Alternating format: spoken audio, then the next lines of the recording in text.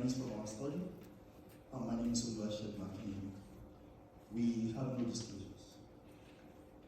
Firearm injuries remains a significant cause of morbidity and mortality in the United States today, and actually affect close to 40,000 individuals per 100,000 of the population. In fact, the country ranked 8th on firearm-related homicides among high-income countries. And in Maryland, approximately 2,000 fatalities are reported yearly following firearm-related injuries.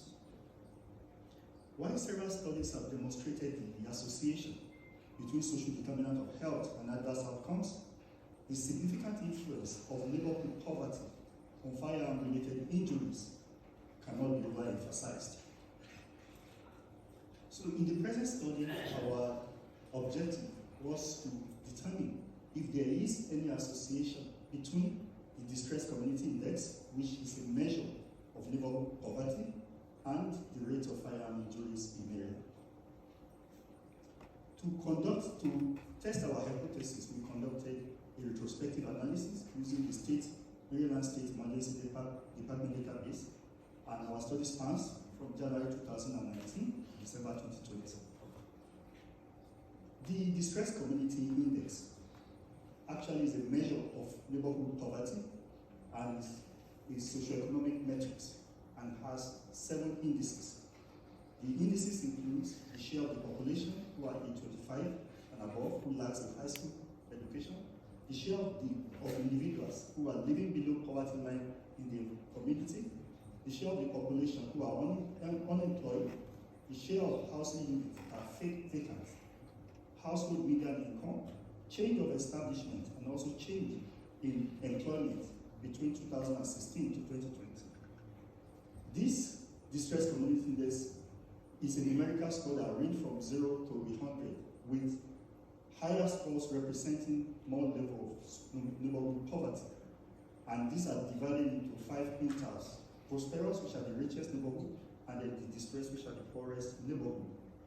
A look at the baseline characteristics shows that patients who present to the emergency department on account of firearm injuries are majorly between the age of 18 to 45 years.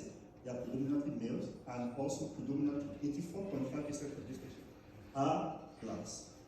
Also, they are more likely to utilize public insurance or to be uninsured, and also to reside in regions of highest abject poverty. We conducted a moderate analysis and adjusted for baseline characteristics, socioeconomic status, lifestyle behaviors, and mental health conditions. And even after doing our analysis, after adjusting for these variables, residents of the poorest neighborhood has close to 3-fold the risk of presenting to the emergency department on account of firearm injuries. Our study has some limitations, and one of the limitations is that the study likely underestimates firearm injury because of the code that was used by the HCOR. Secondly, the study overlaps the COVID-19 pandemic, and the impact of this pandemic on firearm-related visits could significantly affect our results.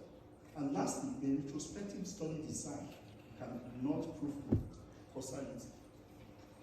In conclusion, we found a significant association between neighborhood economic poverty and emergency department visits because of firearm injuries in Maryland. We found the poorest neighborhood having the highest risk of firearm-related emergency department visits. Thank you. I'll be happy to answer your questions.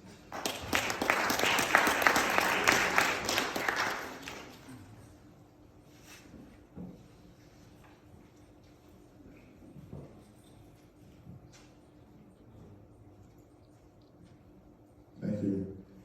Dr. Johnson, Dr. Laria, members and guests. The abstract, Distress Community Index, a measure of community-level economic deprivation and firearm injury rate in Maryland, is a retrospective analysis of all emergency department visits because of firearm injuries, both assaults and unintentional, in the state of Maryland from January 2019 to December 2020, utilizing the Maryland State Inpatient Database. The author applied the Distress Community Index, which is a measure of the level of socioeconomic deprivation, which uses several variables based on zip code, generating 5 levels of socioeconomic distress. Using a multivariable regression analysis and correcting for mental health and substance abuse, The authors found that the Distress Community Index was associated with the incidence of firearm injury in Maryland.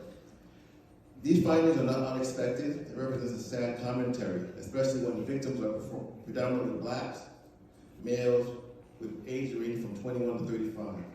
It is all about economics, the absence of jobs, poverty, wages, under-resourced school systems, public, food deserts, dilapidated housing, generational housing, the absence of community investment, all creating a sense of hopelessness, randomness, and death.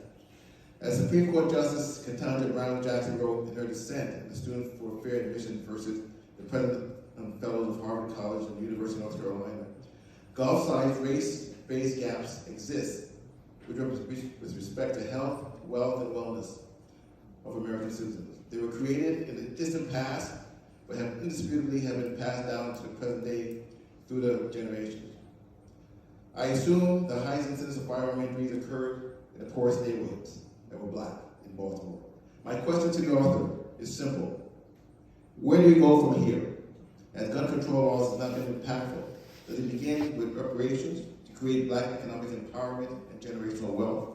Does it begin with sustained federal and state investments in these distressed communities? I want to thank Dr. Akinyemi on a great presentation and for the NMA leadership for a phenomenal meeting. Thank you.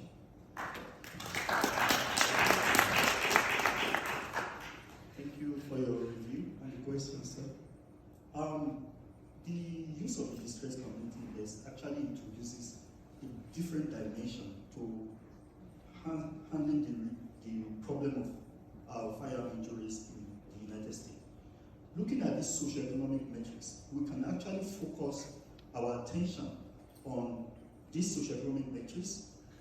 From focusing our attention on these socioeconomic metrics, we can actually literally reduce or convert a poor neighborhood to a rich neighborhood by focusing on increase in if you look at the first one, we focus on increasing education, focus on increasing the number of people, reducing the share of the population that are below poverty level, increasing the number of trying to as much as possible to create job opportunities for this minority population from disadvantaged neighborhood, focusing on reducing the share of housing units that are vacant, increasing the number of job employment, increasing the number of people who are employed.